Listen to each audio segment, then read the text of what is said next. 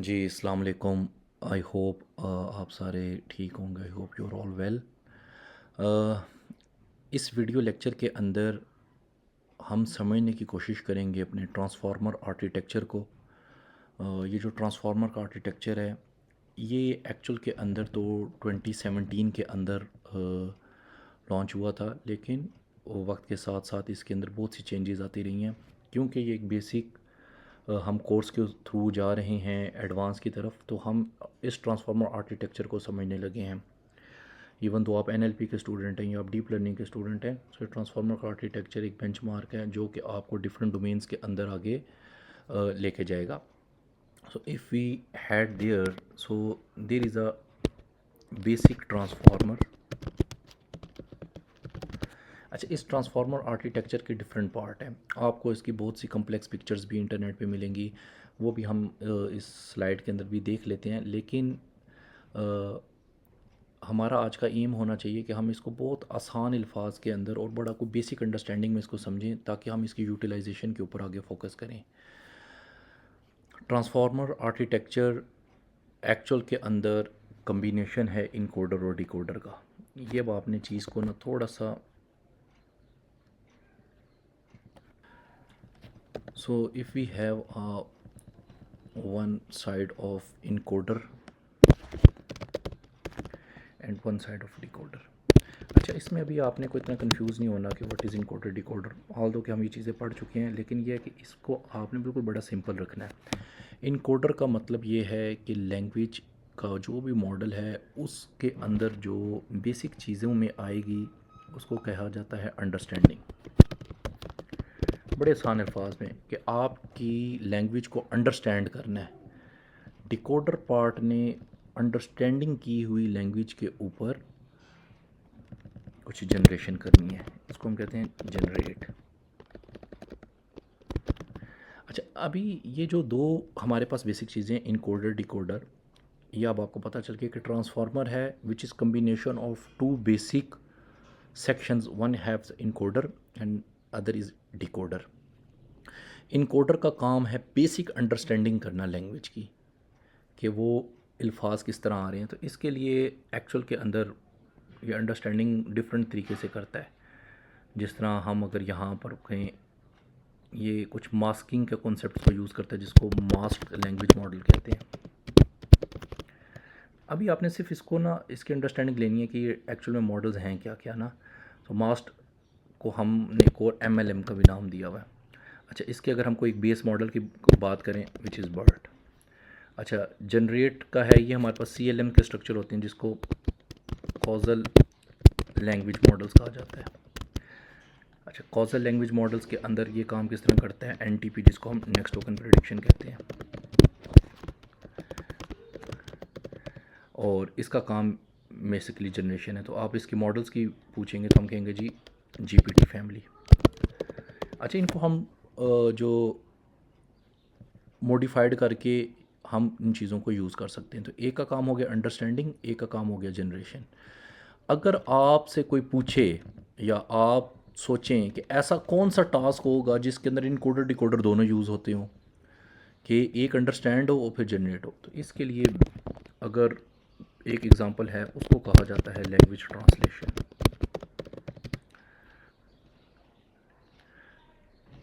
For example, अगर मैं यहाँ से इसको इंग्लिश की अंडरस्टैंडिंग दूँ और इस अंडरस्टैंडिंग की बेस के ऊपर इनकोडर डिकोडर आपस में कनेक्ट हों, और डिकोडर का क्या काम होगा, सॉरी, डिकोडर का काम होगा उर्दू की जनरेट करे। अच्छा, ये जो रिसर्च पेपर 2017 के अंदर आया था उसने भी यही डाटा सेट को यूज़ किया था। उस पेपर का नाम था ऑल अटेंशन यू नीड। ये आप वैसे तो जितना ये पुराना हो गया सबको पता होगा, लेकिन फिर भी ऑल अटेंशन यू नीड।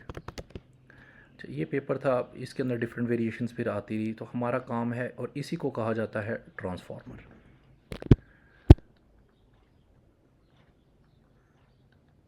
इसको ही कहते हैं हम ट्रांसफॉर्मर। तो अभी हम बेसिक अंडरस्टैंडिंग अगर इसकी अभी तक देख चुके हैं कि ट्रांसफॉर्मर्स जो हमारे पास बेसिकली आए हैं वो एक लैंग्वेज अंडरस्टैंडिंग के लिए आए हैं। अच्छा, यहाँ पर इस स्लाइड के अंदर अगर आप देखेंगे तो मैंने, अच्छा, लैंग्वेज मॉडलिंग की अगर हिस्ट्री देखें, जो जो स्टूडेंट एनएलपी का जिनको थोड़ा सा भी आइडिया हो चुका है हमारे पिछले लेक्चर्स के थ्रू, तो आपको पता चलेगा कि हमारे पास अगर इस एरा में देखें तो ये जो हमारे पास प्रीवियस वाली चीज़ थी जो कि एक्चुअल के अंदर 2008 तक मल्टीटास्क लर्निंग लैंग्वेज के मॉडल्स और डिफरेंट न्यूरल्स का इतना स्ट्रक्चर नहीं था। तो हमारे पास अगर आप देखते हैं तो इस एरिया में आके न्यूरल नेटवर्क्स का हमारे पास एन वर्ड और वर्ड टू वेक और एन ग्राम्स का क्या नाम है, जो इंट्रोडक्शंस आया, फिर R N N L S T Ms आए, देन फिर अटेंशन मेकनिज़म आया, और अटेंशन मेकनिज़म के साथ यहाँ पर हमारे पास ट्रांसफार्मर का स्ट्रक्चर्स आया। और इसी ट्रांसफार्मर के स्ट्रक्चर्स को अगर हम देख लेते हैं यहाँ तक, तो इसी ट्रांसफार्मर के स्ट्रक्चर्स के अंदर हमारे पास ये लैंग्वेज मॉडल्स की हमारे पास इन चीज़ों को आया। अभी तक हमने ये देखा कि हमारे पास जो भी ये ट्रांसफार्मर का स्ट्रक्चर था, ये हमारे पास यहाँ पर कुछ लैंग्वेज मॉडल्स के बाद इन चीज़ों को आना शुरू हुआ। फिर ये आपने देखा होगा ये आगे जाता गया, फिर बर्ट आया, T5 आया, GPT-3 आया, पाल्म आया, और ये जितना भी हमारे पास स्ट्रक्चर है ये वाला सारा, ये हम सारी बात NLP के अंदर कवर करते हैं, जिसको एडवांसमेंट ऑफ ट्रांसफार्मर का स्ट्रक्चर कहा जाता है। लेकिन अभी तक स्टार्ट के अंदर हमने इसके ऊपर थोड़ा सा फोकस करना है। Now this is a complete architectural diagram of transformer. अभी इसके अंदर मैंने इसको बड़ा ना थोड़ा सा आसान करने की कोशिश की है। हमारा मकसद यहाँ पर ये नहीं है कि कोई बहुत बड़ी बड़ी मुश्किल टर्म्स हों। हमारा मकसद ये है कि जो बिल्कुल बेसिक स्टूडेंट भी है उसको भी सिर्फ ट्रांसफार्मर का स्ट्रक्चर समझ आए आसान अल्फाज में। एक दफ़ा समझ आ गया, देन आपका इंटरेस्ट बिल्ट होगा इसके अंदर, then we will move from the more deeper in complex mathematical operation. So अभी हम बिल्कुल बेसिक तौर के ऊपर देखते हैं। अभी तक जो भी आप इससे पहले जो भी ये वीडियोस देख रहे हैं, आप एनएलपी का बेसिक स्ट्रक्चर आपको पता है, आपको डीप लर्निंग का बेसिक स्ट्रक्चर पता है कि हम डाटा को किस तरह ट्रांसफॉर्म करते हैं, वर्ड टू वेक के मॉडल्स हैं, एम्बेडिंग्स हैं, या इवन हमारे पास basic text and numerical representation है। इनके एक टेक्स्ट को हमने रिप्रेजेंट किया हुआ है नंबर्स में, और इसी चीज़ को नाम दिया जाता है एम्बेडिंग्स। यहाँ पर आपको एम्बेडिंग्स नज़र आ रही होंगी, दिस इज़ ओवर एम्बेडिंग्स। अच्छा, अभी अगर हम देखें इस एम्बेडिंग से हम रिवर्सली चलना स्टार्ट करें तो इनपुट एम्बेडिंग के बाद जो कुछ यहाँ पर इस तरह की चीज़ें हैं जिनको हमने थोड़ा सा देख के चलना है कि हमारे पास डिफरेंट नाम कौन कौन से आ रहे हैं जो हमें सुनने में फ़र्स्ट टाइम लग रहे हैं, विच इज़ कॉल्ड पोजिशनल इनकोडिंग। ये आपने याद रखना है, क्या है पोजिशनल इनकोडिंग। दोनों साइड के ऊपर डिकोडर का स्ट्रक्चर, इनकोडर का स्ट्रक्चर। अच्छा, यहाँ पर शायद चीज़ मैंने बताई नहीं, this is all part of encoder and this is all part of decoder. ये यहाँ पर लिखा हुआ भी है, इनकोडर एंड डिकोडर, ठीक है। अच्छा, अभी जो हमारे पास इनकोडर पार्ट के अंदर एक चीज़ थी, इनपुट एम्बेडिंग्स क्या है, मैंने भी आपको बताया। इनपुट एम्बेडिंग्स कुछ भी नहीं है, जो भी इनपुट आ रही है टोकन्स की फॉर्मेट के अंदर, जो भी इनपुट आ रही है हमारे पास टोकन्स की फॉर्मेट के अंदर। फॉर एग्ज़ाम्पल एक टोकन है आई लाइक, थोड़ा सा इसको मैं थोड़ा सा ज़रा छोटा कर लूँ, सॉरी, यो आई लाइक, तो ये भी कोई एक टोकन है, जैसे आई एक टोकन है, लाइक एक टोकन है। इस टोकन को हमने एक्चुअल के अंदर नंबर्स में कन्वर्ट किया। तो इनिशियली समझ लें हमने इंडेक्स नंबर दे दिया, यानी कि एक को हमने 0 दे दिया, एक को 1 दे दिया, एक को 2 दे दिया, ठीक है। That's a basic index numbers ना। तो इनपुट एम्बेडिंग्स हमारे पास ये आ गई। अच्छा, इसके बाद हम आगे गए, this is very important part, यहाँ से अब हम आगे जा रहे हैं। एक चीज़ आपने याद रखना है, नाम पोजिशनल इनकोडिंग, जिसका मतलब है कि हम पोजीशन को चेक करना चाह रहे हैं। पोजिशनल इनकोडिंग का क्या मुराद है? नॉर्मली टोकन्स के अंदर हमें पोजीशन नहीं पता, आई लाइक NLP, तो लाइक से पहले NLP है या वो है, तो ये इस तरह डायरेक्ट पोजीशन सेव नहीं करता, पर पोजिशनल इनकोडिंग्स हमारे पास हैं, ये हम आगे जाके देखते हैं। सो पोजिशनल इनकोडिंग के बाद हमारे पास यहाँ पर आता है multi head attention. So multi head attention का यानी कि मल्टीपल अटेंशन के मैकेनिज़्म है। तो यहाँ पर सबसे पहले हमें एक बेसिक अटेंशन समझना होगा, और इसी अटेंशन को जब मैं रिपीट कर दूंगा तो which is called multi head attention. Then there is a simple add and normalization, ये हमें पता है, हम will normalization feed for neural network add and normalization. ये एक रेजनेट का ब्लॉक है, रेजिडल कनेक्शन का, ये आगे जाके हम देखेंगे। अच्छा, यहाँ पर अगर हम अभी थोड़ा सा रुकें और देखें कि कौन सी दो चीज़ें जो हमें नई सुनने में आई हैं, पोजिशनल इनकोडिंग और अटेंशन, इन्हीं को हमने इसके लेक्चर में देखना है। ये फिर यहाँ से हमारे पास इस ब्लॉक के साथ जुड़ा हुआ है, और इसमें भी वही देखें, हेड अटेंशन, हेड अटेंशन, बाकी फीड फॉरवर्ड नॉर्मलाइजेशन सॉफ्टमैक्स हमारे पास डिफरेंट है। तो दो चीज़ें मुझे लगता है यहाँ पर बेसिक लोगों के लिए जो हैं थोड़े से नॉइस है उनके लिए सीखना ज़रूरी है, positional encoding and multiple head attention. तो उसको और सिंपल करते हैं, positional encoding and attention mechanism. ये दो चीज़ें अगर किसी को समझ आ जाएं तो उसको ट्रांसफार्मर के अंदर एंट्री लेना बड़ी आसान है। Okay, now if we okay जी, now we start from this. Okay, the transformer architecture has revolutionised AI particular in NLP. तो यहाँ पर मैंने दो चीज़ों को यूज़ किया है, एक को मैंने बताया है self attention. It uses self attention mechanism and parallel processing to improve performance. एक और नई चीज़, पैरेलल प्रोसेसिंग। ट्रांसफार्मर के आर्किटेक्चर जो R N L S T M से डिफरेंट था। R N L S T M T is equal to one time के लिहाज से चलते थे, पहले ये इनपुट गई, फिर दूसरी इनपुट, फिर तीसरी इनपुट, फिर चौथी इनपुट। तो पैरेलल प्रोसेसिंग क्या चीज़ है, ये पैरेलल अटेंशन मैकेनिज्म है। फॉर एग्जांपल देखिए, मल्टीपल हेड अटेंशन है ना, तो पैरेलली अटेंशन कैलकुलेट होगी। तो यहाँ पर आपने ये समझना है कि ये सीक्वेंशियल मॉडल से थोड़ा सा डिफरेंट काम है पैरेलल प्रोसेसिंग का। The key component is also include multiple head attention, ये वन वर्ड है, एंड पोजिशनल इनकोडिंग। यही दो चीज़ें मैंने आपको बताया कि हमें थोड़ा सा इन पे वर्क करने की ज़रूरत है। Unlike traditional sequence models such as RN and LSTM, transformer leverage self-attention mechanism, enable efficient parallelization and improve performance। तो मैं यहाँ पर कुछ स्टेप्स लिखता जाऊँगा जो कि हमें थोड़ा सा याद रखने में आसानी हो। तो अभी तक हमने ट्रांसफार्मर्स की क्या क्या चीज़ों को देखा। एक तो हमने ये देखा कि कोई एक अटेंशन नाम की चीज़ है,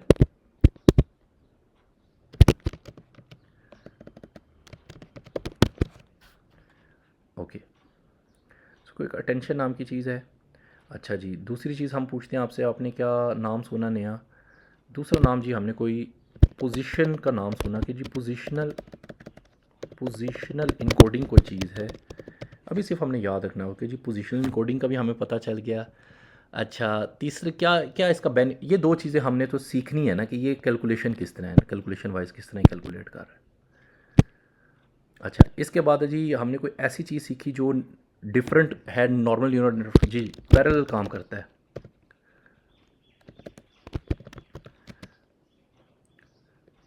और पैरेलल किस तरह करता है, इससे पहले जो अर्लियर नेटवर्क्स थे वो कौन से थे? अर्लियर वो हमारे पास सीक्वेंशियल नेटवर्क्स थे, सीक्वेंस वाइज ना। ये उसकी निस्बत थोड़ा सा अच्छा है क्योंकि ये एक पैरेलल स्ट्रक्चर पे काम कर रहा है। अच्छा, और कोई हमने ऐसी चीज़ देखी हो जी, हमने कोई इसके अंदर इनकोडर डिकोडर का स्ट्रक्चर देखा।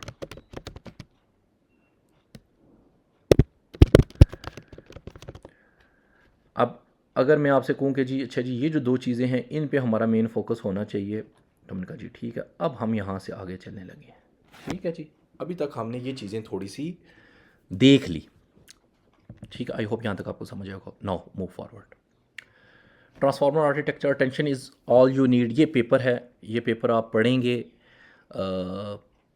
जो स्टूडेंट्स ये मेरी वीडियोस देख रहे हैं और उनका आगे फाइनल एग्ज़ाम है और जिसमें I am a teacher, so it's a part of your exam. ठीक है, पार्ट ऑफ योर एग्ज़ाम है ये आपका पेपर। या अब आपने इस पेपर को एज आ एग्ज़ाम के लिए भी देखना है, स्किम थ्रू करना है।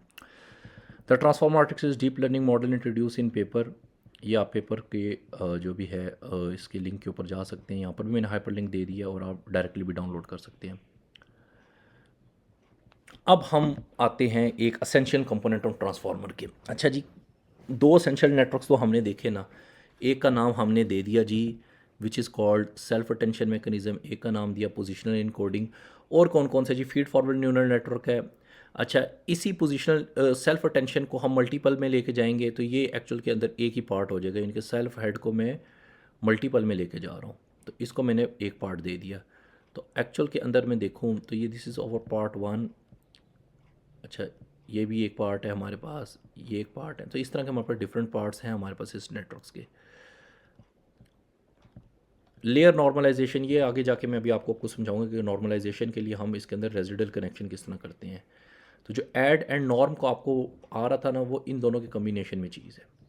बाकी normal feed forward neural network है। ठीक है जी, यहाँ तक क्लियर हो गया। Now will move forward. अब मैंने सिंपली, मैं पहले समझाया है कि ये चीज़ें हैं क्या। आपने सिर्फ पहले इसकी थॉरली समझ लें, आसान अल्फाज के अंदर अंडरस्टैंडिंग लेनी है, then we will go for the calculation. Self attention mechanism, the self attention mechanism allow to model consider all word in a sequence simultaneously focus on most relevant ones regardless of position. अब इसके अंदर तीन concept हैं, Curie, key and value matrices. अब हमारा काम क्या है? Self attention. अटेंशन का क्या मतलब होता है? तवज्जो देना ना। हम ये देखना चाहते हैं, अगर एक सेंटेंस है आई लाइक एनएलपी, तो लाइक का ज़्यादा अटेंशन आई के ऊपर है या एनएलपी के ऊपर है। इस अटेंशन मैकेनिज़्म को हम कहते हैं कि हमने क्यूरी की और वैल्यू के थ्रू इसको देखना है। Relevance between word is calculated using a scale dot product formula, और ये एक बेसिक फार्मूला है। तो इस बेसिक फार्मूले में देखेंगे क्यू के का ट्रांसपोज डी ऑफ के मल्टीप्लाई बाई वी। ठीक है, तो ये कोई बहुत मुश्किल फार्मूला नहीं है। क्यूरी के का transpose divided by of dimension of the K multiply by of V. So for instance if you just see this example, तो यहाँ पर हम देखना चाहते हैं the cat sat on the mat. ये मैंने कलर किए हुए, द कैट सेट और मैट। अब हम देखना चाहते हैं ये जो कैट है, ये इसके ऊपर ज़्यादा एम्फोसाइज करती है कि या मैट के ऊपर, सॉरी मतलब ये इसके ऊपर ज़्यादा एम्फोसाइज कर रही है या मैट के ऊपर। इसको कहते हैं अटेंशन मैकेनिज्म, कि ईच टोकन अदर टोकन के साथ कितना अटेंटिव है, कितनी अटेंशन ले रहे हैं। ये हमने टोकन्स की कैलकुलेट करनी है। सेकंड है पोजिशनल इनकोडिंग। दूसरी चीज़, पोजिशनल इनकोडिंग का मतलब ये है कि transformer does not input sequentially. तो सीक्वेंस तो है ही नहीं ना, पैरेलल। हमें क्या पता चलेगा कौन सा सीक्वेंस पैरेलल आ रहा है? So positional encoding preserve word order by adding positional information to word embedding. This encoding using sine and cos functions. उसके लिए फार्मूला है, positional encoding of position of two i if there is a sine, if there is a cos. तो ये अब आपने देखना है कि आपका टोकन किस पोजीशन पे है, तो उसकी इंडिसेस चेक करने हैं कि क्या वो इवन है या ऑड है। इवन के लिए अलग फार्मूला है, ऑड के लिए अलग फार्मूला है। फार्मूले के अंदर सिर्फ यहाँ पर आपका ये फंक्शन चेंज होता है। ठीक है, ये आगे जाके पोजीशन इनकोडिंग समझेंगे तो आपको थोड़ा सा इसका आइडिया हो जाएगी कैलकुलेशन का। अभी आप बेसिक इसकी अंडरस्टैंडिंग लें। आप यहाँ पर ये चीज़ याद रखें कि पोजिशनल इनकोडिंग के अंदर, पोजिशनल इनकोडिंग के अंदर हम एक्चुअल के अंदर देखना चाहते हैं कि हमारे पास पोजीशन क्या है। आप इस तरह समझे, आपने कभी कोई गाना सुना है, म्यूज़िक सुना है, तो म्यूज़िक इस तरह स्टार्ट होता है। स्टार्ट के ऊपर थोड़ी सी उसकी आवाज़ ऐसा होती है, फिर आहिस्ता आहिस्ता तेज़, और फिर इस तरह ये म्यूज़िक हो जाता है। तो इसी तरह ये एक साइन और कॉज की वेव के थ्रू आपको पोजीशन बताता है कि कहाँ से मेरा सेंटेंस का स्टार्ट है, कहाँ मैं मिड में पहुँच गया हूँ, कहाँ मैं एंड में पहुँच गया हूँ। Just like a music tune ना। Without this encoding sentence, the he ate the apple ate, he would be appear identical to the model. इसके बाद मल्टी हेड अटेंशन है। अब मल्टी हेड अटेंशन में उसी अटेंशन को हमने पैरेलल कर दिया है मल्टीपल टाइम। तो एक अटेंशन हो सकता है आपका सब्जेक्ट एंड ऑब्जेक्ट की चीज़ें लेके आ रहा हो सकता है आपका एक अटेंशन मैकेनिज्म वर्ड मीनिंग को उठा रहा हो, और बाद में हम इनको कन्वर्ट करते हैं एक फाइनल अटेंशन मैकेनिज्म के अंदर। Then we have a feed forward neural network. So feed forward neural network बताने की जरूरत नहीं, एक सिंपल न्यूरल नेटवर्क है जो आपके फीड फॉरवर्ड चल रहा है। इंपॉर्टेंट चीज layer normalization. So layer normalization, we just normalize layer activation across feature which reduce internal shift would improve convert speed. अब ये मैं आपको बताता हूँ किस तरह होता है। जो लेयर नॉर्मलाइजेशन है ये जुड़ा हुआ आपके रेजिडल कनेक्शन से। अगर आपने बेसिक CNN देखा है तो उसमें भी रेजिडल कनेक्शन हमने पढ़ा है। तो transformer import residual skip connection block, यहाँ पर एक पिक्चर आएगी, ये वाली पिक्चर। ये कुछ भी नहीं है, इसके अंदर हम क्या कर रहे हैं देखें, आपकी एक्स इनपुट गई लेयर 1 से यहाँ पे, फिर यहाँ से लेयर 2 पे, और ये फिर एक्चुअल में इस तरह आगे जानी थी। तो रेजिडल कनेक्शन में आपको याद होगा हमने एक्चुअल के अंदर आपको बताया था कि जब लेयर की यहाँ पर इंफॉर्मेशन जा रही होगी तो इसके साथ पिछली इंफॉर्मेशन हमने ऐड करनी है। फॉर एग्ज़ाम्पल अगर मैं रेजिडल कनेक्शन में कहूँ आपसे कि यहाँ पर ये एक लेयर की इंफॉर्मेशन है,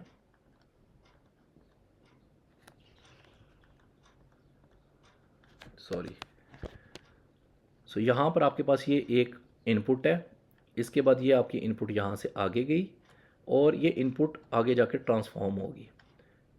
तो इस इनपुट के अंदर तो मैं यहाँ पर कह देता हूँ ये मेरे पास x था, तो ये मेरे पास क्या बन जाएगा, सारी बात है ये मेरे पास कोई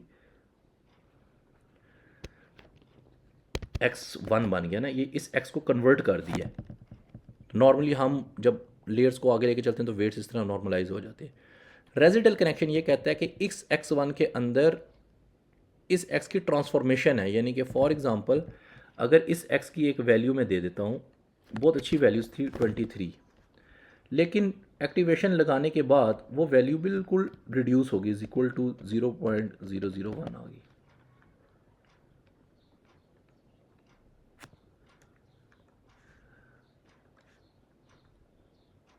ठीक है जी। अब ये जो 0 पॉइंट, इसको मैं थोड़ा सा बड़ा कर लेता हूँ, ये तो इस वैल्यू को जो 23 था ये डिमोलिश की साइड पे जाए। तो रेजिडल कनेक्शन ये कहता है कि जो मेरे पास पुरानी वैल्यू है इसको भी आप साथ आगे लेके चलो। तो रेजिडल कनेक्शन के अंदर हम एक ऊपर से स्किप कनेक्शन भी बनाते हैं।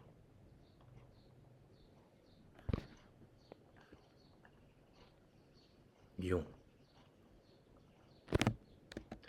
तो हाँ, अब हम क्या कर रहे हैं, इसके अंदर इस वैल्यू को प्लस कर रहे हैं, इनके 23 प्लस। तो इससे क्या होगा कि अब जो मेरे पास वैल्यू अगर मेरे पास रिड्यूस भी होती है या बहुत ज़्यादा नॉर्मलाइज अंडर नॉर्मलाइज होती है तो मेरे पास ओरिजिनल इनपुट का डाटा होता है, तो ओरिजिनल इन्फॉर्मेशन मैं रिटेन कर रहा हूँ। यहाँ पर इसी चीज़ को समझाया हुआ है, आप ये देखें लेयर 1 लेयर 2 और यहाँ पर मैं ऐड क्या कर रहा हूँ, तो यहाँ पर हम एक बेसिकली कुछ भी नहीं कर रहे, we just apply one skip connection. और इस स्किप कनेक्शन का देखें फार्मूला है, हम पहले क्या करते थे, हम खाली x को आगे लेके जा रहे थे, लेकिन इसमें अब एफ ऑफ एक्स हम प्लस करते जा रहे हैं।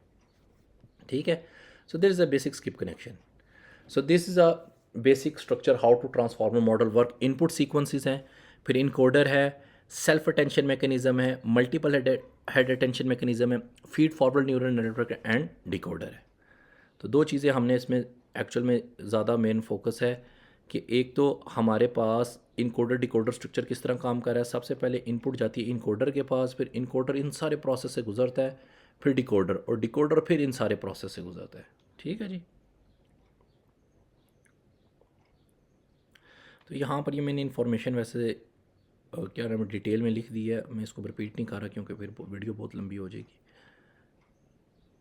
अब स्टेप बाय स्टेप प्रोसेसिंग हमने देखनी है। तो इसके अंदर मैं अगर आपको बताऊँ, ये देखिए सबसे पहले हमने क्या किया कि हमने एक जुमला था ट्रांसफार्मर्स आर चेंजिंग एआई, इनको टोकन्स में डिवाइड किया, देन पोजीशनल इनकोडिंग ऐड की।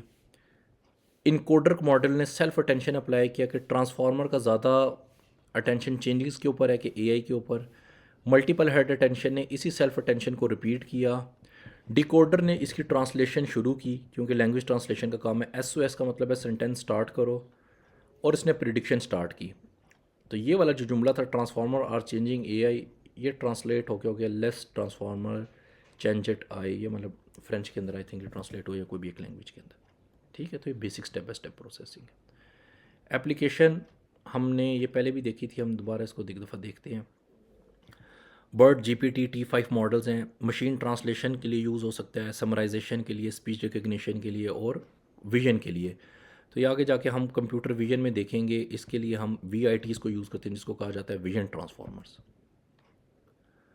Advantage of transformer neural architecture parallel है, लॉन्ग रेंजेस हमें पता है, scalability and state of the art performance है।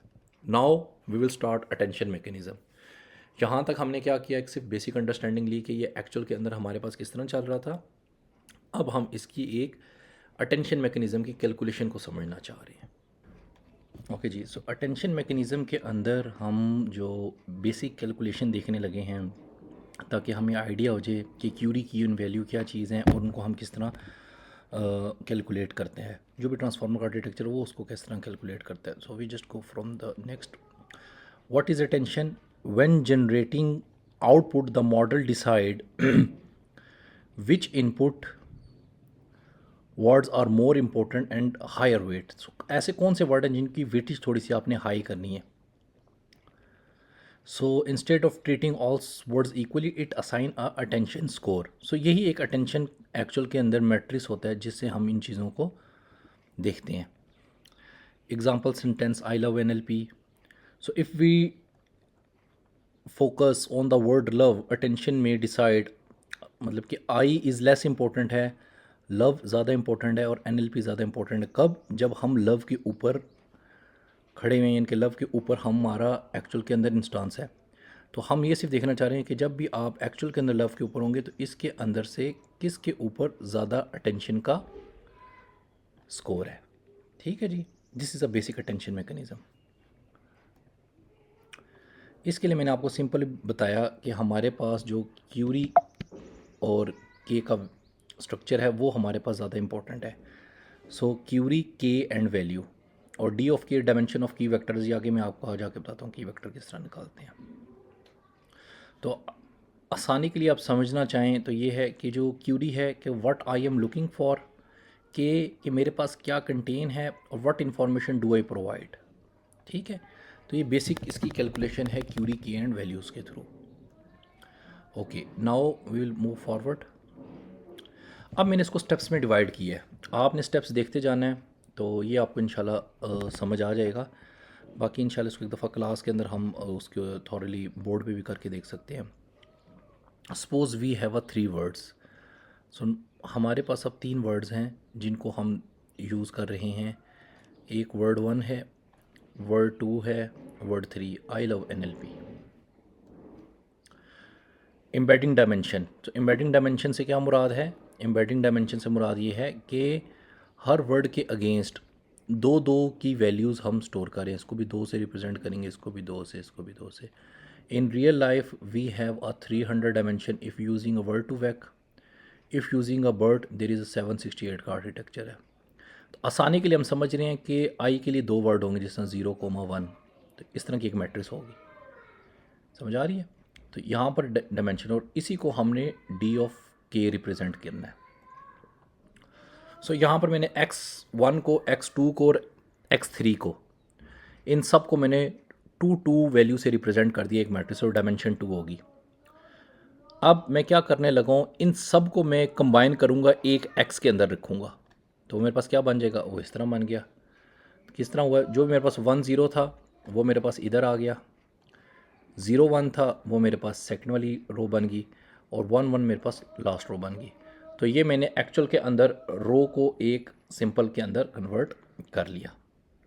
तो अब शेप्स क्या बन गई, 3 क्रॉस 2 की, इनके 3 रोज हैं और 2 कॉलम्स हैं। तो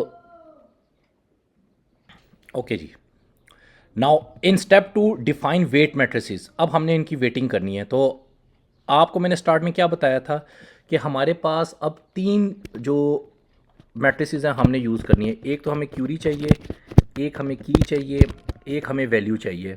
और इससे पहले अभी तक हमारे पास क्या आया, एक एक्स का हमारे पास एक कंबाइन मैट्रिक्स आया जिसके अंदर हमारे पास x1 पड़ा हुआ है, x2 पड़ा हुआ है और x3 पड़ा हुआ है। ठीक है जी। सो इसको मैं यहाँ पर इस तरह रखता हूँ ताकि आपको ना सात स्ट्रक्चर्स का समझ लगता जाए। अब आपसे पूछा जाए जी x1 क्या चीज़ है, x2 क्या चीज़ है, x2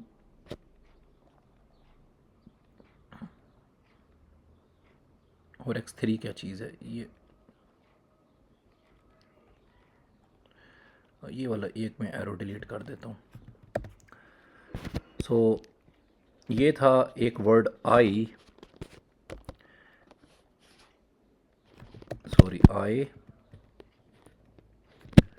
love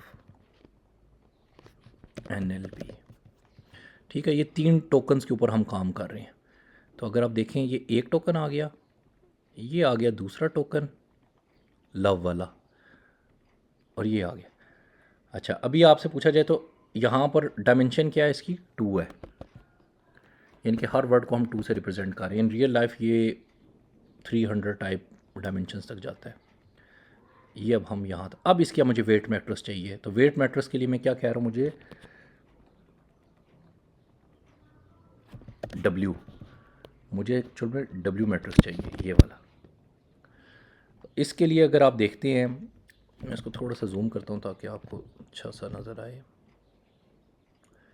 so define weight matrices, oh sorry sorry sorry sorry,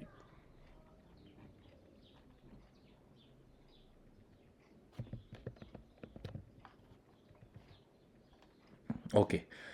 so we need to compute Q, K and V, और अब वेट इन तीनों का एक कोई रेंडमाइज मुझे वेट मैट्रिक्स सबसे पहले इनिशियलाइज कराना पड़ेगा, क्यूरी का भी, की का भी और वैल्यू का भी। सो अज्यूम ये हमने क्यूरी के लिए करवा दिया, इसी तरह के क्यूरी की के लिए और एक वैल्यू के लिए। देखिए एक रैंडम वेक्टर है, और इससे फिर हम ट्रांसफॉर्म करेंगे अपनी एडिशनल क्यूरी की वैल्यू, क्योंकि इसके साथ देखें अभी हमारे पास कोई भी एक्स नहीं है। ठीक है जी, अब हम आते हैं आगे, ऑल शेप्स 2x2 की। तो यहाँ पर अब हमारे पास जी ये एक मैट्रिक्स बन गई है। ये हमारे पास क्या शेप थी इसकी, 3x2। ये हमारे पास अब चाहिए 2x2 की। ठीक है जी,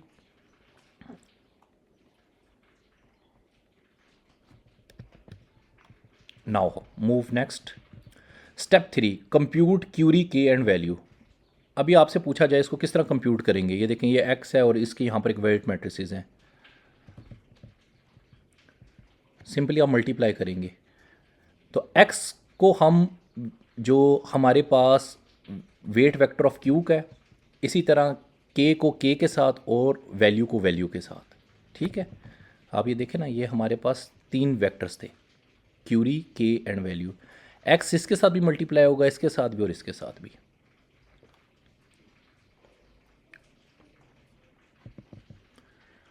नाउ स्टेप 3A, अब इसको मैंने 3A 3B 3C में कहा हुआ है।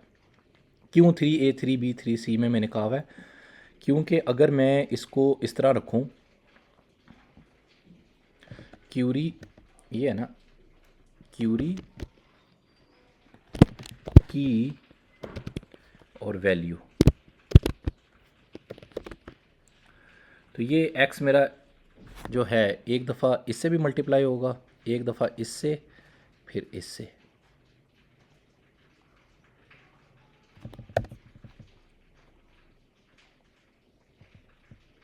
क्यूरी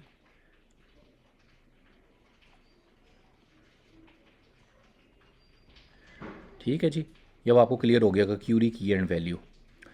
ओके, मैं फिर इसको जूम करूँगा थोड़ा सा ताकि आपको थोड़ा सा जो वीडियो के अंदर ना ज़रा सी विजुअलाइजेशन अच्छी हो जाए। ओके जी, कंप्यूट क्यू।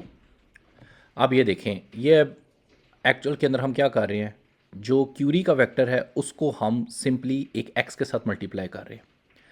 अगर आप इसको देखें, 2x2 कौन सा मैट्रिक्स था, क्यू का, और 3x2 था हमारे पास एक्स का। मल्टीप्लाई रो बाय रो, तो फर्स्ट रो को हम मल्टीप्लाई कर रहे हैं, ये सिंपल मैट्रिक्स मल्टीप्लिकेशन है। तो 1 और 0 उठाया, फर्स्ट रो का उसको मल्टीप्लाई किया, कंप्यूट फर्स्ट एलिमेंट 1 आया, सेकंड एलिमेंट भी 1 आया, और एक्चुअल के अंदर क्योंकि ये 2x2 का है तो ये आपके पास Q1 आपके पास 1x1 का, मतलब ये 1,1 का बन गया। इसी तरह मैं आगे चलता जा रहा हूँ फॉर रो 2, ये 1 और 1 ये खाली आपका फर्स्ट रो के लिए बना है। इसी तरह आपके पास 3 रोज हैं,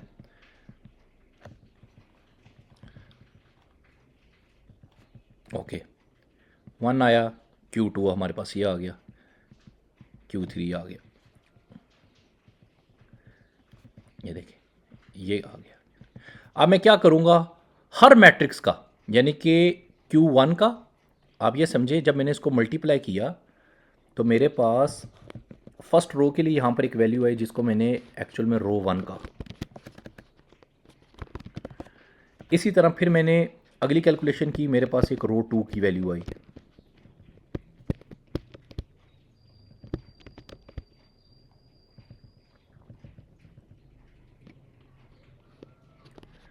इसी तरह मेरे पास रो 3 की वैल्यू आई।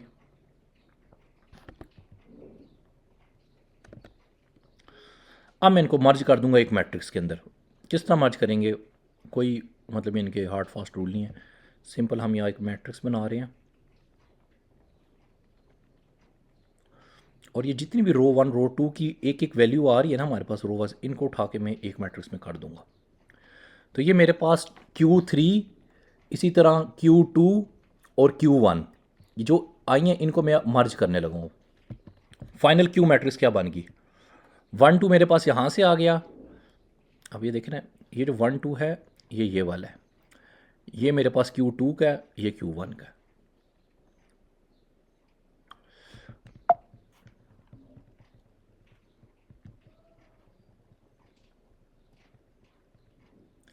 अब ये K के लिए है। अब K के लिए मैं सिर्फ क्या चेंज हो रहा है, आप ये गौर करें चेंज क्या कर रहे हैं हम। हमारे पास X तो सेम है, तो एक दफ़ा के लिए मैंने इसके साथ किया, अब मैं K के साथ करूँगा, फिर मैं V के साथ करूँगा और X को मल्टीप्लाई करना है। तो अब मैं इसको थोड़ा सा फास्ट फॉरवर्ड कर रहा हूँ, आप इसको रोक के देख सकते हैं। मैं बल्कि थोड़ी देर के लिए स्क्रीन को यहाँ पॉज करूँगा ताकि if you want to take a screenshot while watching a video, so आप एक स्क्रीन शॉट ले सकते हैं यहाँ पे, या वीडियो को थोड़ी देर के लिए पॉज कर सकते हैं।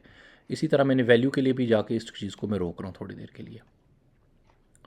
Now you can, sorry, here now you can pause the screen or compute by using your hands। आप ये याद रखें जब आप अपने हाथ से करेंगे ना तो आपके साइकोमोटर इन्वॉल्व होते हैं, तो आपको एक्चुअल के अंदर ना ये और इजीली होगा। तो आप कोशिश करें सारी कैलकुलेशन आप खुद करें। Now compute attention score step 4। अब अटेंशन स्कोर के लिए जो हमारे पास फार्मूला है वो अगर हम देखें, कंप्यूट अटेंशन स्कोर के लिए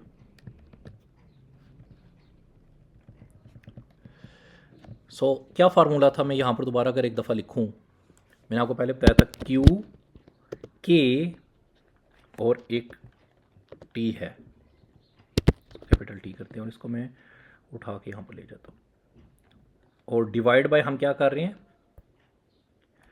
डिवाइड बाय आपको पता चल जाएगा यहाँ पर हम एक्चुअल के अंदर इसके यहाँ पर डायमेंशन ऑफ के करते हैं ना, सॉरी,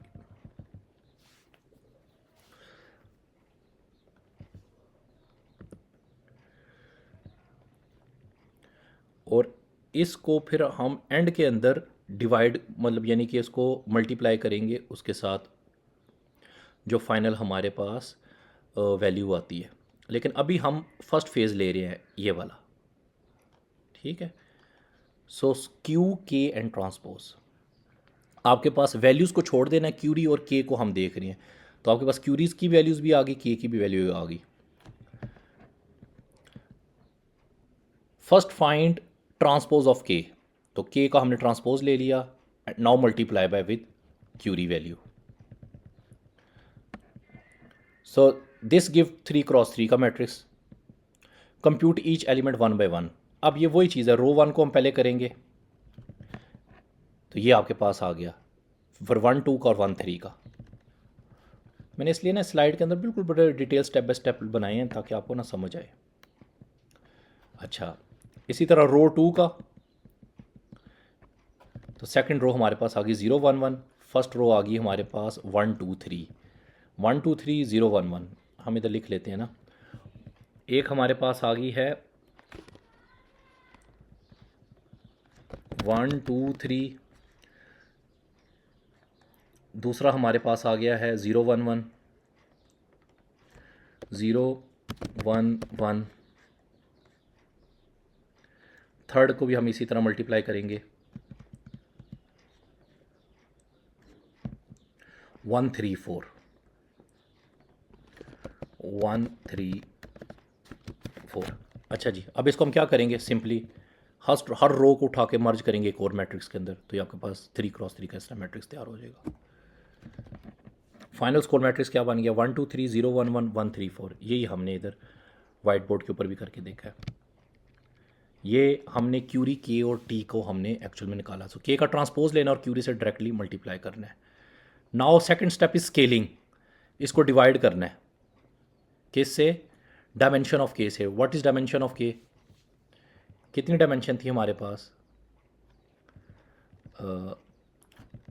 यहाँ पर हम डायमेंशंस कर देते हैं 2। ठीक है, याद है ना अपने डी ऑफ के डायमेंशन हमने बताई थी। ये लें जी, इसको भी मैं यहाँ पॉज कर रहा हूँ so you can just see the complete step. Now will move forward. Scaling कहते हैं इसको, हम स्केल करेंगे। ठीक है, डायमेंशन के से हमने क्या किया? Now scaled 1.4, score of 1.411।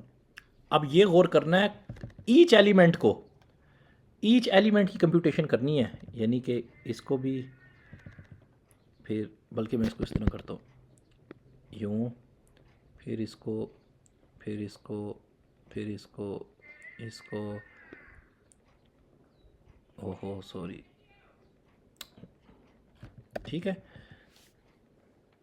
रो 1 तो 2 का हमने अंडर रूट लिया तो 1.4 आया हुआ है हमारे पास। इसी तरह अब हम हर रो बाय रो करते जा रहे हैं, हर वैल्यू को।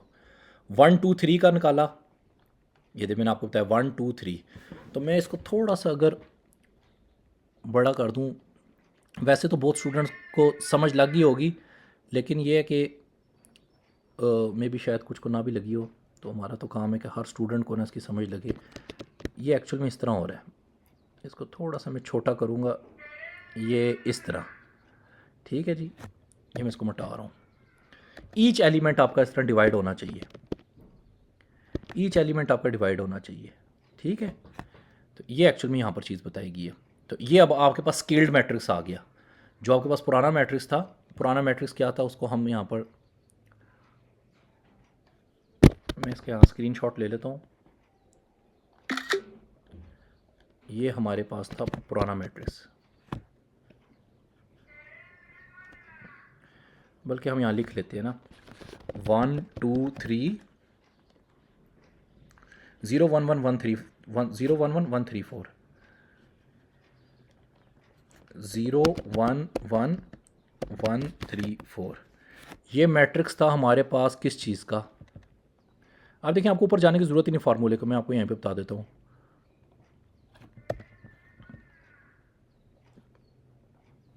ये जो हमारे पास यहाँ पर ये Q K और T था, ये T थोड़ा सा इसका ट्रांसपोज है, इसको हम यहाँ लेके जाएंगे। T का क्या है हमारे पास? ये ट्रांसपोज है। ये ट्रांसफॉर्म हो रहा है किस तरह? ये फैक्टर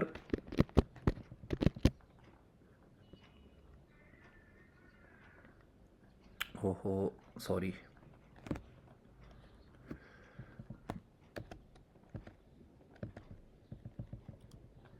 ये फैक्टर अप्लाई हुआ है सब पे, ये फैक्टर जो है ये सब पे अप्लाई हुआ। अप्लाई होने के बाद हमारे पास मैट्रिक्स क्या बन गया?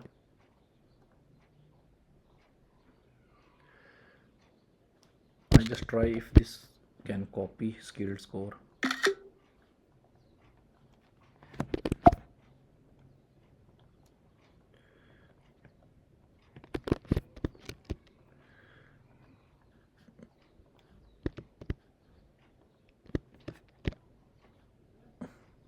ओहो, ये तो थोड़ा सा ख़राब हो गया, लेकिन खैर आपको थोड़ा सा आइडिया हो जाना चाहिए।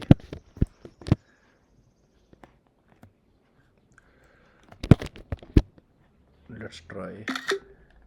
ये एक्चुअल में हमारे पास स्केल्ड स्कोर यहाँ तक आ चुका है। ठीक है जी, ये हम थोड़ा सा इसको समझने के लिए कर सकते हैं। सो ये हमारे पास ट्रांसफॉर्म होके स्केल्ड स्कोर आ गया। ठीक है जी, अब आपको समझ लग गया होगा। और यहाँ पर आपने चीज़ क्या नोट की है कि हर कंपोनेंट वाइज डिवाइड हुआ है। Now step 6, apply softmax row wise. अब row wise softmax apply करना है। अब सॉफ्ट मैक्स का आपको फार्मूला पता है, we just apply on softmax. So जो मेरे पास फर्स्ट वाली रो है 0.7 1.4 एंड 2.1, इन सब का मैं एक्सपोनेंट लूँगा और सम के साथ हम एक्चुअल के अंदर डिवाइड करते जाएंगे। तो ये मेरे पास अटेंशन वेट आ जाएगा फर्स्ट रो का। इसी तरह मैंने सेकंड रो वाइज का लिया, थर्ड रो वाइज का लिया, तो ये मेरे पास इसी तरह एक्चुअल के अंदर सब के वेट्स आ गए। तो ये मेरे पास एक फाइनल अटेंशन स्कोर आ गया, इसको हम ले जाते हैं इधर। अच्छा,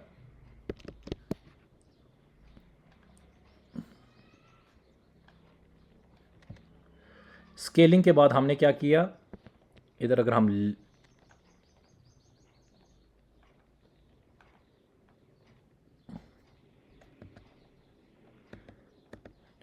हम इधर लिख देते हैं अप्लाई सॉफ्टमैक्स। अच्छा, सॉफ्टमैक्स अप्लाई करने के बाद अब हम आगे आते हैं, इसकी शेप देखते हैं। तो 3x3 की हमारे पास शेप आ गई है। अब इस फार्मूले का एक कॉन्सेप्ट रह गया हमारे पास। अगर आप देखें, इस फार्मूले के बाद हम इसको यहाँ पर मल्टीप्लाई करते थे v के साथ। वो मैं आपको वजह बताता हूँ क्यों v के साथ मल्टीप्लाई करना लाजमी है।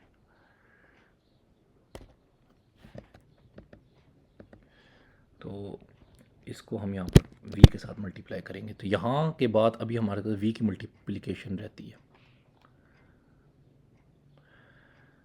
सो अटेंशन को मल्टीप्लाई करना है v के साथ, तो ये v हमारे पास value now will compute final score with v। तो आउटपुट हमारे पास ये देखें, ये 3x2 की वापस आ जाएगी,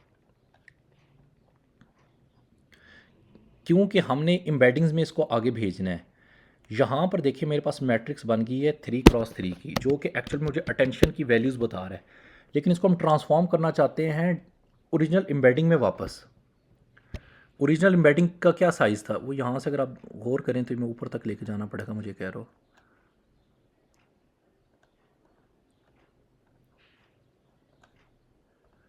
ये एम्बेडिंग के साइज़ पे मैंने लेके जाना है, ठीक है। तो इसीलिए इसको दोबारा v में मल्टीप्लाई करके हम उसको इक्वल करते हैं अपने इनपुट साइज़ के। अच्छा, ये मैं अब फटाफट करूँगा क्योंकि ये एक्चुअल में खाली हम सिर्फ उसकी अटेंशन में वापस लेके आ रहे हैं, ठीक है जी। So this is a complete attention. ये इसी तरह टोकन बाय टोकन चलता है और अटेंशन कैलकुलेट होता है। और मल्टीपल अटेंशन में क्या होगा, 8 या 7 अटेंशन मैकेनिज्म इकट्ठे लगेंगे। अब इसकी आप रिप्रेजेंटेशन समझने से फ़ायदा क्या हुआ हमें, जिस तरह यहाँ पर I love NLP row 1 row 2 and row 3। So each one new contain information mixed of all words. So attention हम हमें क्या बता रहा है कि रो 1 जो है ये ज़्यादा अटेंड करी NLP को। तो यहाँ पर देखें ना, ये फर्स्ट वाला वर्ड है आपका, ये जो फर्स्ट है ये आई के लिए है।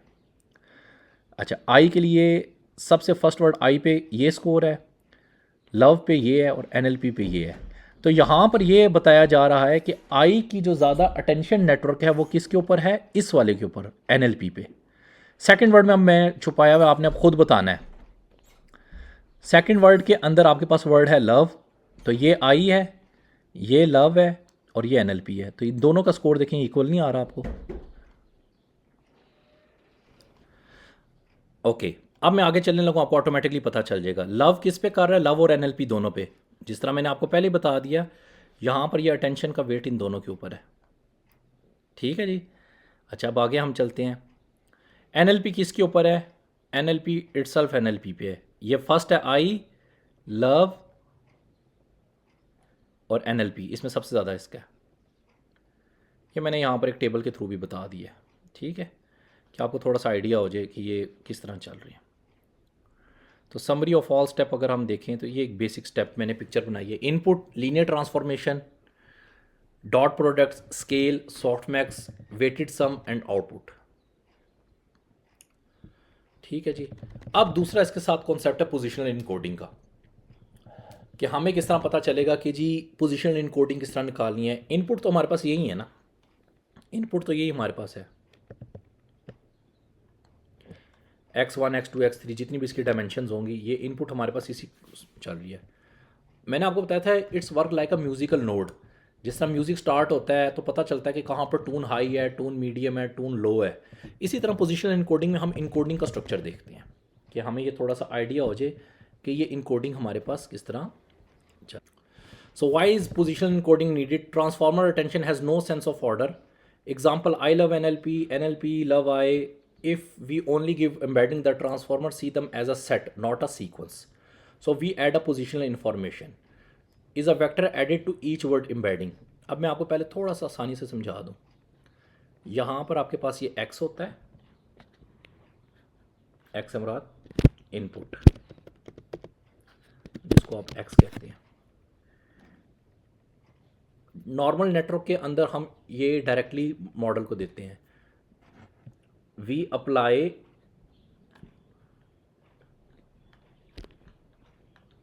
Positional encoding. अप्लाई करने के बाद हमारे पास एक नई एम्बेडिंग आती है जिसको कहता है ई ई से मतलब इन्हांस्ड एम्बेडिंग, इन्हांस्ड एम्बेडिंग। और ये दोनों पोजीशनल इनकोडिंग ये आपस में इस तरह प्लस करते हैं हम इनकी वैल्यूज़ को। ठीक है, ये बेसिक एक स्ट्रक्चर है एम्बेडिंग्स को चेंज करने का। अब हम आगे आते हैं, ये मैंने अभी आपको पिक्चर में समझा दिया, x embedding plus positional encoding. Positional encoding का फार्मूला हमने पहले देखे थे, अब इसको देखना हमने साइन और कॉस की कैलकुलेशन किस तरह करते हैं। For positional POS dimension index of I for even index like 0 2 4 हम ये फार्मूला यूज़ करेंगे, और ऑड इंडेक्स 1 3 5 के लिए हम क्या करेंगे, +1 करके कॉस यूज़ करेंगे। वेयर पोजीशन ऑफ वर्ड हमारे पास पोजीशन है 0 1 2 3 की सारी position, so D is embedding dimensions. अब उसी एग्जांपल को लेके चलते हैं। आई लव एनएलपी, पोजीशन 0 पे आई पड़ा हुआ है, लव पोजीशन 1 पे और पोजीशन 2 पे, तो ये 0 इंडेक्स से पोजीशन हमारी स्टार्ट है। डायमेंशन यहाँ पर बढ़ाई हमने 4 पे लेके गए हैं, आप 2 भी रख सकते हैं, 300 भी है, समझने के लिए भी हम 4 डायमेंशन कर रहे हैं। अब x0 एम्बेडिंग आई, लव की एम्बेडिंग और एनएलपी की, सो मैट्रिक्स क्या बन गया ये वाला। अभी आपको थोड़ा एक्सप्लेन करने की ज़रूरत नहीं है, अब आप इसको लिंक कर सकते हैं टेंशन में, हमने मर्ज किए हैं रो वाइज। तो 3x4 की शेप बन गई है। Compute positional encoding step 2। अब आपको पता है आई लव एनएलपी इस तरह पोजीशन में पड़ा है, एक पोजीशन 0 है, एक पोजीशन 1 है, एक पोजीशन 2 है। डायमेंशन कितनी है, हर पोजीशन के अगेंस्ट 4 डायमेंशन है, 0 1 2 3 करके। तो अब हमें एक इसके अंदर वैल्यू चाहिए जो बहुत ज़रूरी है, जिसका मतलब है आई।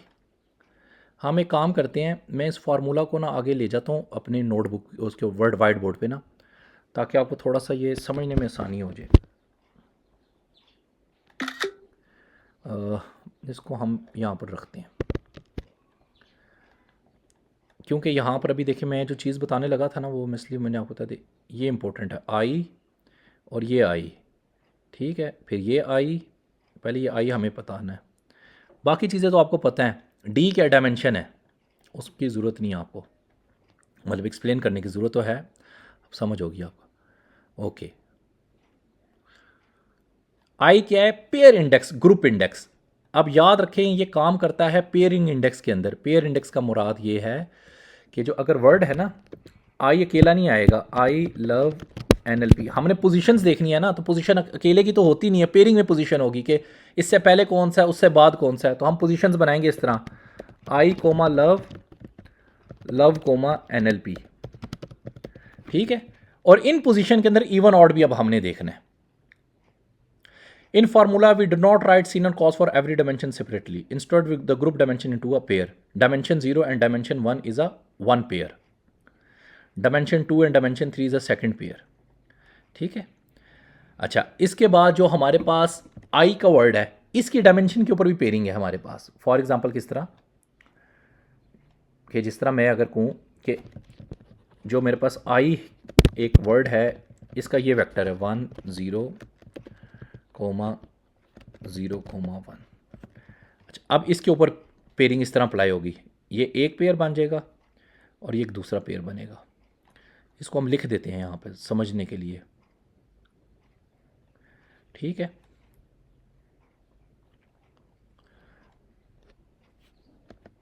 इसको हम लिख देते हैं यहाँ पर पेयर 1 पेयर 2। अब अगर तो आपके पास 4 डायमेंशन है तो ओनली 2 पेयर्स बनेंगे डायमेंशन वाइज, ठीक है जी। Only 2 pairs you have only if you work from the dimensions, तो 2 पेयरिंग है आपकी डायमेंशन वाइज। और इसमें फिर इवन ऑड देख लें, 0 index 1 index 2 index and 3 index. अगर डायमेंशन ज़्यादा है तो आपके पास थर्ड पेयर भी बन जाएगा। So for pair use for value for I. अब हम कंप्यूटेशन पे आने लगे इसकी।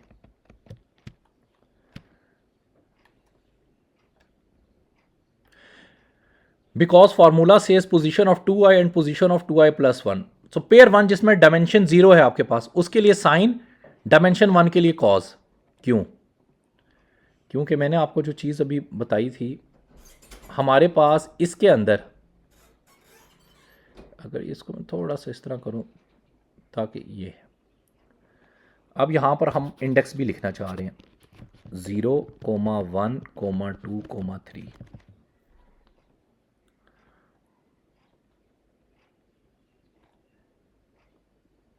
ठीक है जी। अब ये इंडेक्स आ गए हमारे पास, 0, 1, 2 और 3। लें जी, ये अब हमारे पास जितने भी इंडेक्सेस आ गए हैं, इसके ऊपर क्योंकि ज़ीरो इंडेक्स आपके पास क्या है, जो ज़ीरो इंडेक्स है वो आपके पास एक इवन नंबर है। सो यहाँ पर अगर आप देखेंगे, सो अब हमारे पास पेयर 1 की जो डायमेंशन है वो ज़ीरो है, इसलिए उस पर साइन लग रहा है।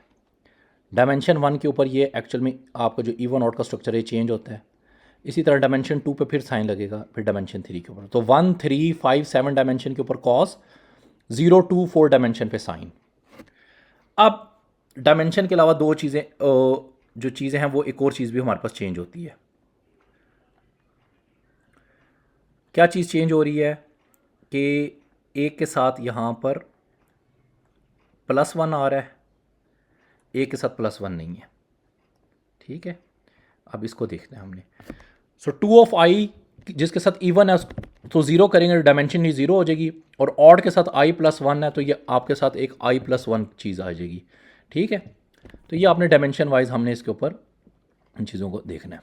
इवन के लिए हमारे पास i+1 है। ठीक है, यानी कि जब मैं डायमेंशन 0 के इवन पे जाऊंगा तो मेरे पास 2, 0, 0 हो जाएगा पोजीशन।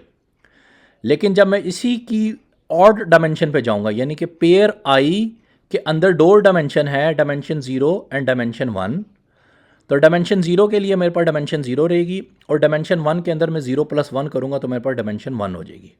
तो i क्रॉसपॉन्ड कर रहा है 0 और 1 के लिए, इसी तरह ये जो i है ये क्रॉसपॉन्ड करेगा 2 और 3 के लिए। ठीक है जी, ये सिर्फ डायमेंशंस वाइज हमने बताया हुआ है कि जब पेयर 1 आएगा तो हम i को 0 लेंगे, जब पेयर 2 आएगा तो i को 1 लेंगे। अब कंप्यूट द डिनोमिनेटर्स। डिनोमिनेटर्स क्या है, 2i, इसको मैं डिलीट करता हूँ आपको डिनोमिनेटर्स का पता चले। नहीं जी, डिनोमिनेटर्स को मैं हाईलाइट करने लगा, these are denominators. 10,000 multiply by 2i divided by d। अब i यहां पर चेंज हो रहा है पेयर वाइज। अगर तो i 0 होगा, यानी कि डायमेंशन 0 और 1 होगी, तो डिनोमिनेटर की वैल्यू कुछ और आएगी। अगर मैं डायमेंशन 2 और 3 यानी कि सेकंड पेयर पे जाऊंगा जहां पर i 1 हो जाएगा, डिनोमिनेटर की वैल्यू चेंज हो जाएगी।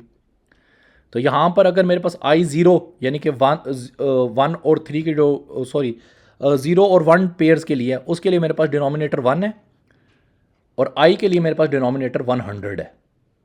ठीक है, we just substitute this values.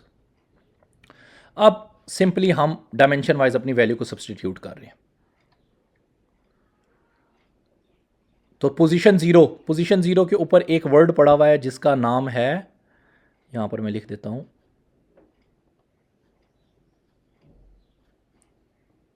i।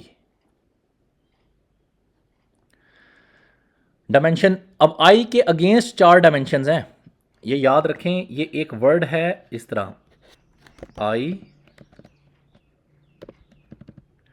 Love NLP, इसके अगेंस्ट 4 वैल्यूज़ पड़ी हुई हैं। मैं 4 से बड़ी छोटी वैल्यूज़ ली हैं, 300 या 768 वैल्यूज़ होंगी। D1, D2, D3, D4। ठीक है जी, ये एक्चुअल में एक i के अगेंस्ट वैल्यूज़ हमारे पास पड़ी हुई हैं इस तरह। अच्छा, इसकी डायमेंशन का इंडेक्स क्या है, 0, 1, 2, 3। अच्छा, फिर हम कह रहे हैं इसकी पेयरिंग किस तरह है, इसके ऊपर एक आई का पेयर लगा हुआ है, इस तरह इस पर एक आई का पेयर है। ठीक है, तो अभी खाली आई के लिए हमें एक वेक्टर चाहिए, यानी कि क्या वेक्टर चाहिए, पोजिशनल इनकोडिंग का। अब ये मैं खाली आई के लिए क्या करने लगा हूं,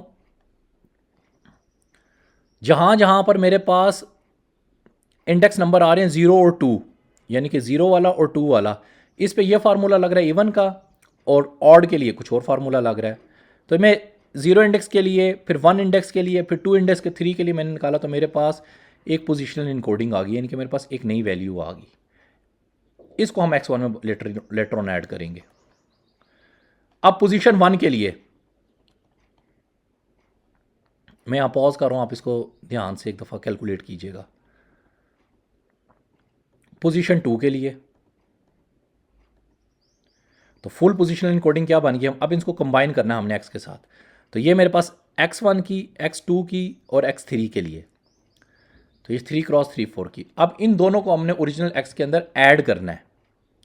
तो we compute just simple addition, और एडिशन करने के बाद हमारे पास ये एक नई एम्बेडिंग तैयार हो जाएगी। तो आउटपुट फुल मैट्रिक्स बन गया हमारे पास ये वाला, and this is what is fade into a transformer attention block.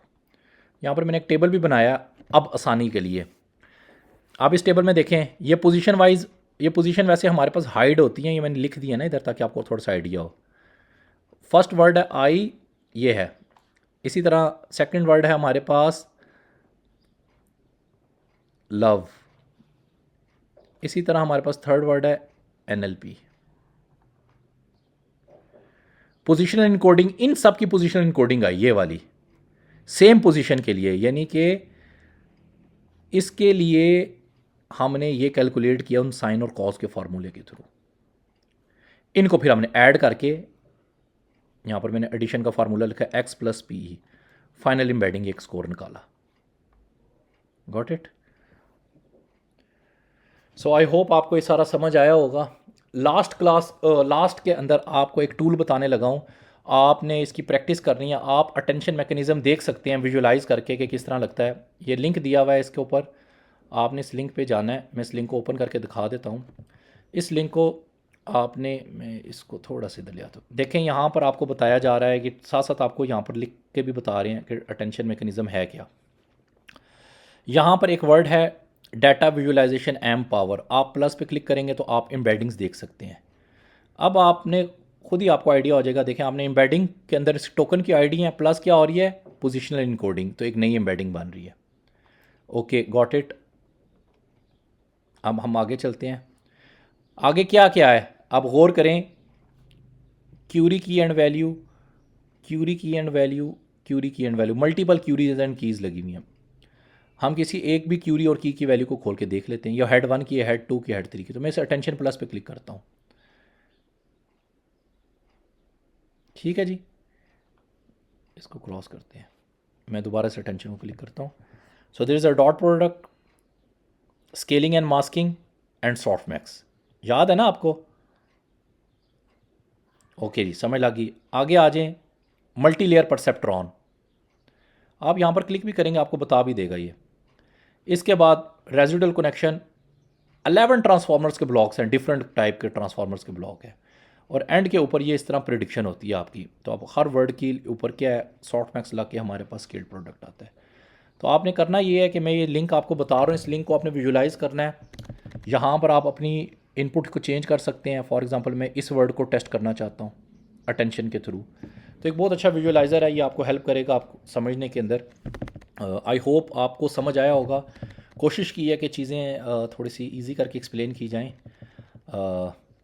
आप इसको देखें, और कोई भी आपका कमेंट्स या सजेशन वगैरह हो तो आप नीचे कमेंट कर दें, नहीं तो मुझे पर्सनली बता दें। शुक्रिया, अल्लाह हाफिज़।